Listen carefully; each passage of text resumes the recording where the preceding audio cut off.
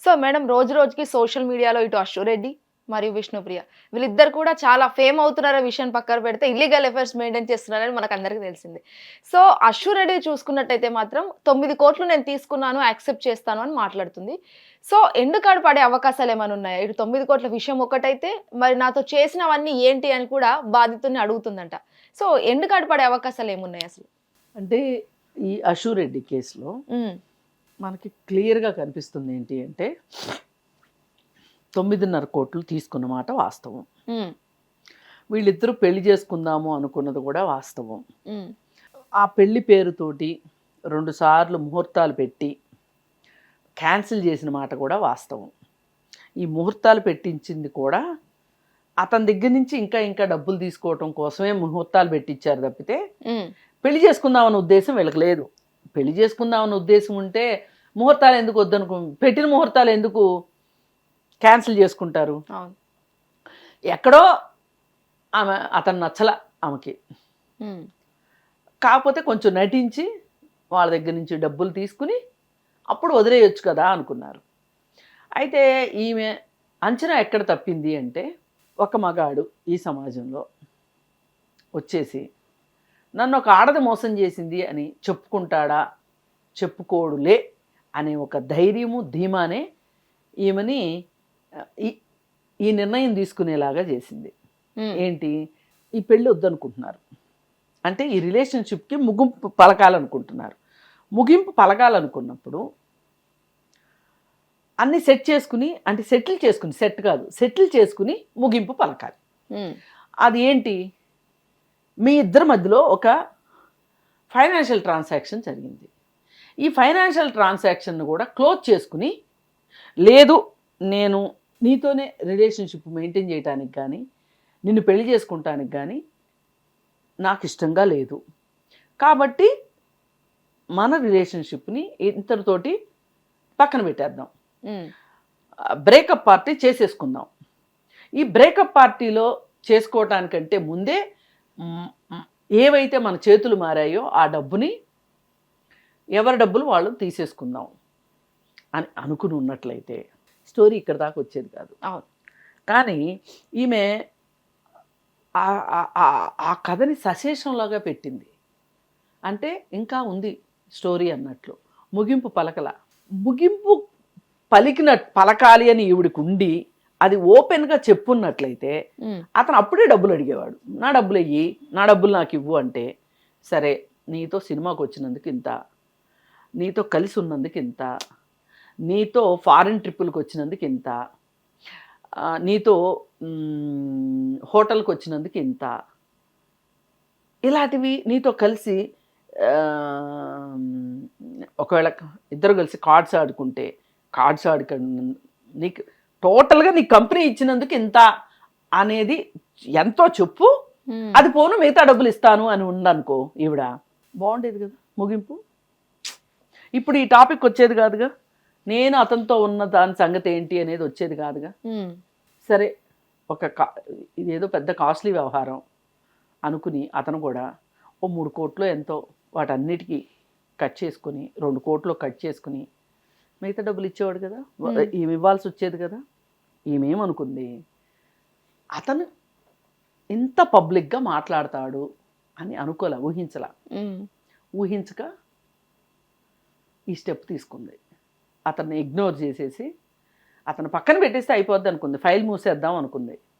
కానీ ముగింపు లేని ఫైల్స్ మూసుకోవు, ఎప్పుడో ఒకసారి తెరుచుకుంటాయి. అదే జరిగింది ఈవిడ విషయంలో. మరి మధ్యలో కొంతమంది సెటిల్మెంట్లు చేయడానికి కూడా ట్రై చేశారు. 70 లక్షల చెక్కులు ఇచ్చింది, మిగతా తర్వాత ఇస్తానని చెప్పింది. అంటే ఈమెకి ఇచ్చే ఉద్దేశం లేదు. నిజంగా ఇచ్చే ఉద్దేశమే ఉంటే గనక ఇప్పుడు అతను ఇచ్చిన డబ్బులతోటి మనం ఉండబోయే ఇల్లు అని ఒక ఇల్లును కొన్నారు. మీరు ఉండబోట్లేదు కాబట్టి అతని ఇల్లు అతనికి ఇచ్చేయాల్సిన అవసరం ఉంది కదా, ఇచ్చేస్తుంటే అయిపోయింది. నేను నీకు భార్యగా వచ్చినప్పుడు నువ్వు నన్ను కళ్ళారా చూసుకోవటానికి, నేను అలంకరించుకోవటానికి నాకు నగలు కావాలి కాబట్టి బంగారం కొనిపెట్టు అని అడిగావు, బంగారం కొన్నాడు.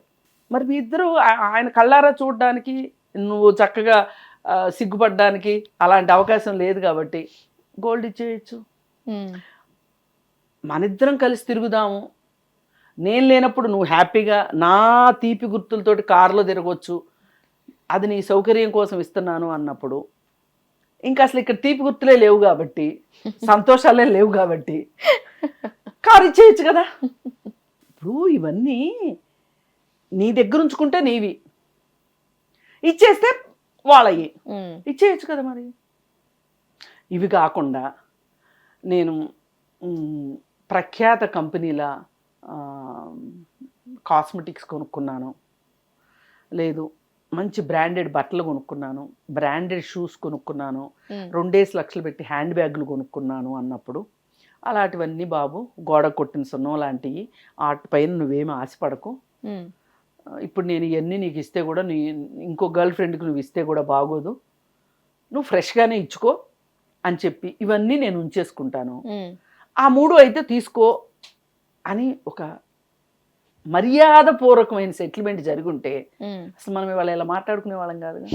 దీన్ని బట్టి ఏంటంటే ఇప్పుడు మనకి తెలిసిన నీతి ఏంటి అంటే, ఇక నుంచి ఎవరైనా సరే రిలేషన్లో ఉండేటప్పుడు కూడా ఒక కాగితం రాసి పెట్టుకోండి, ఇది పచ్చి కాంట్రాక్ట్ నా దృష్టిలో. ఇక్కడ ప్రేమ లేదు, గోంగూర కట్ట లేదు, ఇది కాంట్రాక్ట్.